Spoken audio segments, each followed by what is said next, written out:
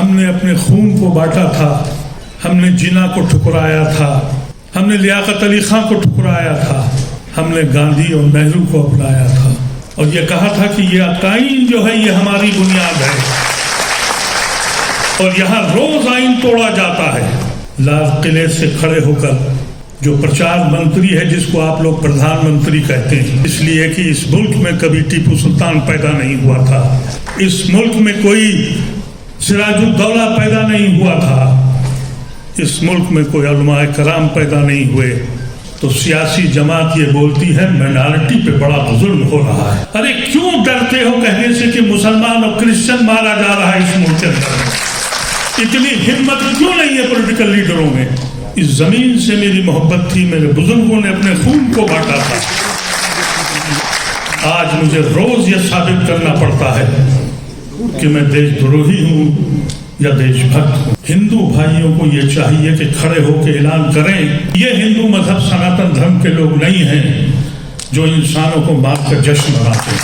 मेरे गुजरात के वो सारे भाई जिन्होंने आज ये मजलिस सजाई है, मैं उनको सलाम करता हूँ, मशकूर हूँ, ममनून हूँ कि आपने मुझे और मेरे साथियों को यहाँ बुलाया है।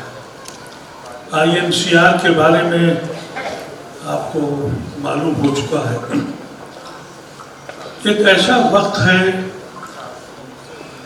कि हम लोग सब लोग फिक्रमंद थे। एक आवाज़ उठाई गई थी, कोई भी कौम हो अगर डर जाए और सहम जाए तो ज़वाल की उस बस्ती पे खड़ी होती है जहाँ हम खड़े हैं।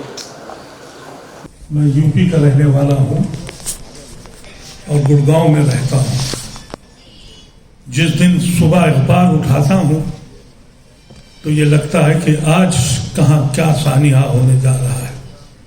फिर भी लोग खामोश हैं और यहाँ तक कि जब ये एहसास हुआ कि यहाँ का आइन ख़त्म हो जाएगा, उस वक्त भी लोगों ने खामोशी अख्तियार की। उस वक्त हम सारे साथियों ने सोचा कि इस मुल्क से हमारा ताल्लुक़ यहाँ के कॉन्स्टिट्यूशन से है।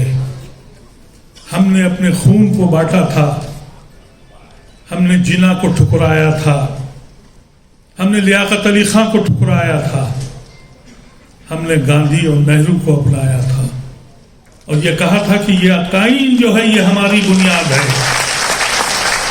और यहाँ रोज आइन तोड़ा जाता है। हम खामोश हैं, डरे हुए सहमे हुए लोग हैं। अभी चंद दिन पहले 15 अगस्त को लाल किले से खड़े होकर जो प्रचार मंत्री है जिसको आप लोग प्रधानमंत्री कहते हैं, उसने ये कहा कि हम 1000 साल के बाद हमें आज़ादी मिली है। मेरा कलेजा फट गया, इसलिए कि इस मुल्क में कभी टीपू सुल्तान पैदा नहीं हुआ था, इस मुल्क में कोई सिराजुद्दौला पैदा नहीं हुआ था, इस मुल्क में कोई उलमाए कराम पैदा नहीं हुए। यहाँ हिफ्जुर रहमान हो, अली बिरादरान हो, मौलाना आज़ाद हो, ये सब या तो पाकिस्तानी थे या विलायती थे। ये पार्लियामेंट, ये राज्यसभा, ये लाल किले के ऊपर खड़े होकर मेरा प्रचार मंत्री ये कहता है और हम चुप हैं। इसीलिए हमने कहा कि जो लोग जिन्होंने इल्म हासिल किया है, जिन्होंने बड़े बड़े ओहदे पैदा किए हैं, उनको आगे आना पड़ेगा। बहुत से लोग हैं जो अपनी जात के लिए जिंदा रहते हैं, लेकिन वो बकौल मौलाना आज़ाद के की लाशों में एक इशाफा और करते हैं। कभी तो सोचो कि तुम इस दुनिया में आए क्यों थे? इंसाफ दिलाने, जालिम का हाथ पकड़ने, एक माहौल बनाने। मैं ये नहीं कहता कि इस मुल्क में सब कुछ खराब है। एक बड़ी तादाद सेकुलर हिंदुओं की मौजूद है, हमको उसके पीछे खड़ा होना चाहिए। और वो कब खड़े होंगे? जब हम एक होंगे, हम अपनी शख्सियत को पहचानेंगे, आपके इसी गुजरात का एक लीडर मेरा भाई अहमद पटेल इस भी चला गया इस जमीन से। मैं अहमदाबाद कभी नहीं आया, लेकिन अंकलेश्वर 3 बार उनके पास घर आया था। वो एक आखिरी आवाज दिखाई पड़ी थी, अब किसकी तरफ जाएं। मुझे शिकायत है पॉलिटिकल पार्टी से, और मुझे शिकायत है दीनी जमातों से। जमातें सियासी हो या मिल्ली हो, मायूस किया है सबने। सियासी जमातें जब हमको कत्ल किया जाता है और हमारे घर में घुस के कहा जाता है तुम खाना क्या खाते हो, तो सियासी जमात ये बोलती है माइनॉरिटी पे बड़ा जुल्म हो रहा है। माइनॉरिटी में तो पारसी भी आते हैं, सिख भी आते हैं, दूसरे जैन भी आते हैं। अरे क्यों डरते हो कहने से कि मुसलमान और क्रिश्चियन मारा जा रहा है इस मुल्क के अंदर? इतनी हिम्मत क्यों नहीं है पॉलिटिकल लीडरों में? हम क्या चाहते हैं तुमसे? हमसे नफरत क्यों करते हो भाई? नफरत तो उससे की जाती है जो बराबर का हो। कभी हम इस मुल्क के हाकिम थे, तुम्हारे पंचर बनाते हैं, तुम्हारे खेतों की खेती करते हैं, तुम्हारी गाड़ियां चलाते हैं। हमसे नफरत इस तक, ये जुनून इस तक पहुंच गया। हम खामोश हैं। हमारे यहाँ, आपके यहाँ नहीं, लेकिन मैं यूपी और दूसरी जगह बता रहा हूं, ये प्रचार मंत्री ने एक और कारनामा दिखाया है। वो कहता है कि मुसलमान अशराफ और पासमानदा में बांट दिया। हम मसलक में बढ़ गए, हम जमातों में बढ़ गए, हमने अपनी कुव्वत नहीं दिखाई। मैं कहता हूं कि अपनी कुव्वत बनाओ और सेक्युलर हिंदुओं के पीछे खड़े हो जाओ। एक गांधी और ढूंढ के लाओ, उसको महात्मा बनाओ, लेकिन वो महात्मा सिर्फ इलेक्शन मैनिफेस्टो का ना हो। कहने की हिम्मत रखो। अगर तुम हिम्मत अपने में नहीं पैदा करते और तुम अगर अपने को सोचने को तैयार नहीं हो, तो फिर क्या होगा इस मुल्क में? मैं तो आज भी कहता हूं कि कौन आजाद हुआ, किसके माथे से स्याही की रिदा छूटी। मेरे सीने में भी दर्द है महबूबी का। मादरे हिंद पर उदासी है वही, खंजर आजाद है सीनों को उतरने के लिए, मौत आजाद है लाशों पर गुजरने के लिए। अब तो जाग जाओ, ये साहिल पर बैठ के तूफान का नजारा देखना बंद कर दो।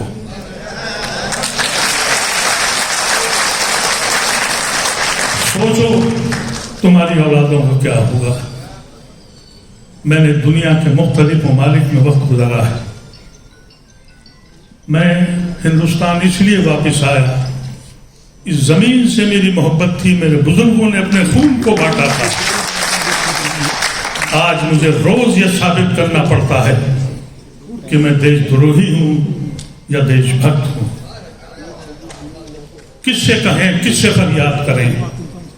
मैं तो सियासी जमातों से सिर्फ यही कहता हूं कि मेरे जख्मों को तो देख लो। हमने तुम्हारा किया क्या है? हम कहां से कहां आ गए? हमारी जिम्मेदारी भी बनती है। मेरे दिल की आवाज ये है, यकीन कीजिएगा कि मैं अपनी उम्र के आखिरी हिस्से में हूं, लेकिन मैं हिंदुस्तान में मरना नहीं चाहता। इसका तसव्वुर मैंने कभी नहीं किया था कि जहां इंसान इंसान को मारकर जश्न मनाता हो और मंत्री हार पहनाता हो, ऐसे मुल्क में मैं गर्व कभी नहीं कर सकता। मैं शर्मिंदा होता हूं ऐसे मुल्क से। एक बड़ा तबका चुप्पी साधे हुए। क्या चुप्पी से कुछ काम बन जाएगा? कुछ दीवाने परेशान होकर कहते हैं कि हमारी अलग पार्टी बना लो, हम उसमें भी बैठ जाते हैं। इस वक्त पार्टी बनाने का वक्त नहीं है, इस वक्त मुल्क बचाने का मकसद है। हमारा ताल्लुक इस मुल्क के आईन से है जो रोज तोड़ा जा रहा है। किस्तों में मरने का मजा हमसे पूछो, हम जो देखते हैं कि रोज कोई ना कोई ऐसा सानिया होता है, बच के निकलती हैं पॉलिटिकल पार्टियां कि हमारा हिंदू वोट न भाग जाए। हम हिंदू वोट के लिए नहीं हैं, हम मुस्लिम वोट के लिए नहीं हैं, हम आइडिया ऑफ इंडिया के लिए हैं। हम गांधी और नेहरू और आजाद की फिक्र के लिए भी जमीन पर हैं। ये मसले छोड़ दिए जाए, कोई किसी पार्टी का हो। मैंने हर पार्टी के लीडर को बुलाया और ये सब मेरे भाई बैठे हैं। अबू आसिम साहब किसी पार्टी में हैं, सलमान साहब किसी पार्टी में हैं, दानिश अली आज पहुंच नहीं पाए, जहाज छूट गया, वो किसी पार्टी में थे। कम्युनिस्ट पार्टी को भी मैंने कहा ये वक्त हम सबके जोड़ने का है। IMCR ने जो आवाज लगाई थी, मुझे खुशी है कि पॉलिटिकल पार्टीज ने इस लाइन पर सोचना शुरू किया और पॉलिटिकल पार्टियां ये सह रही हैं कि 24 ये आखिरी इलेक्शन है। इस इलेक्शन में हमारे मुसलमान भाइयों को ये चाहिए, अपने सेकुलर हिंदू भाइयों को, जरूरी नहीं है कि आपको कोई टिकट मिले, मत लीजिए टिकट, इसलिए कि इलेक्शन जाती सियासत नहीं है। सियासत के माने अगर समझना है तो यहूदियों से समझिए। यहूदी इलेक्शन नहीं लड़ता दुनिया में काबिज। RSS इलेक्शन नहीं लड़ती। जब से उसने इस मुल्क में कदम रखा, ये जमीन जहन्नुम करती है। इसलिए वो लोग जो आपके सच्चे दिल से नुमाइंदगी करते हो और जो आइडिया ऑफ इंडिया को यकीन करते हो, किसी बिरादरी के हों, किसी कौम के हों, उनके पीछे खड़े हो जाइए, एक एक वोट उनको डालिए। सिर्फ चंद महीने रह गए हैं। अगर आप इसमें भी गाफिल रहे तो आप अंदाजा नहीं कर सकते कि इस मुल्क में क्या होगा। आप जानते हैं, कहते हैं कि हिंदू राष्ट्र बनाएंगे। मुझे तो कोई तकलीफ है ही नहीं है, इसलिए कि इस मुल्क का प्रेसिडेंट हिंदू है, प्राइम मिनिस्टर हिंदू है, चीफ जस्टिस हिंदू है, जितनी जमातें हैं सब में हिंदू हैं, हमें कोई परेशानी नहीं है।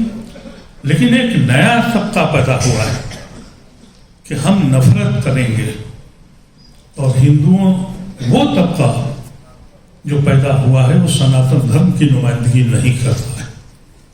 हिंदू भाइयों को ये चाहिए कि खड़े होकर ऐलान करें, इस मंच से कह रहा हूं मैं, कहें ये ओपनली कि ये हिंदू मजहब सनातन धर्म के लोग नहीं हैं जो इंसानों को मारकर जश्न मनाते हैं।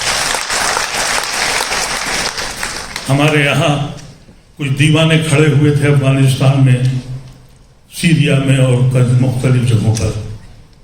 यह कहा था कि हम इंसान को मारो जन्नत में जाओ। इस जमीन के हर शख्स ने कहा था ये हम में से नहीं है, ये हमारे दीन की पैरवी नहीं करते हैं। हम में इतनी हिम्मत थी, इसलिए सेकुलर भाइयों, हिंदू भाइयों से कहना चाहता हूं, खड़े हो जाओ। ये तुम्हारे मजहब के लोग नहीं हैं, ये वो मजहब है जो तुम आपको कलंकित करने जा रहा है। कहने को तो बहुत कुछ है, लेकिन मैं कहना ये चाहता हूं कि जब आप यहां से उठ के जाएं तो सोचिएगा कि ये वो लोग कौन हैं जो आपके पास आए थे, सिर्फ यही कहने के लिए आए थे इस मुल्क को बचा लीजिए, अपनी हैसियत बना लीजिए, इस मुल्क के हिस्सेदार बन जाइए और उन जालिमों को सजा दीजिए। ये कारवां मुख्तलिफ जगहों पे जा रहा है। मेरे कुछ अजीज साथियों ने कहा कि हम मुकदमे लड़ रहे हैं, तो उससे इतनी सी बात बता दूं, मैं गुड़गांव में रहता हूं। अभी चंद दिन पहले जो वाक़यात हुए आपने सुने होंगे।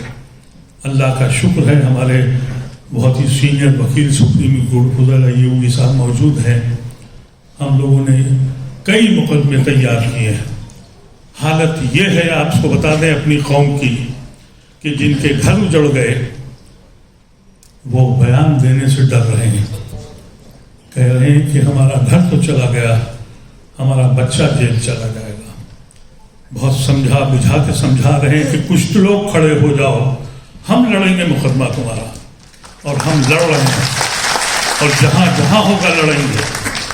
अब यही एक जमहूरियत में एक तरीका बचा है, इसलिए कि जिस मुल्क में पुलिस बेईमान हो जाए और मुतासिब हो जाए, जालिमों की सिस्कियां उसको सुनाई न पड़ती हों, उसकी आंखें ये देखने से मजबूर हों कि जुल्म कहाँ हो रहा है, ऐसे में निगाहें सिर्फ अदालत की तरफ जाती हैं।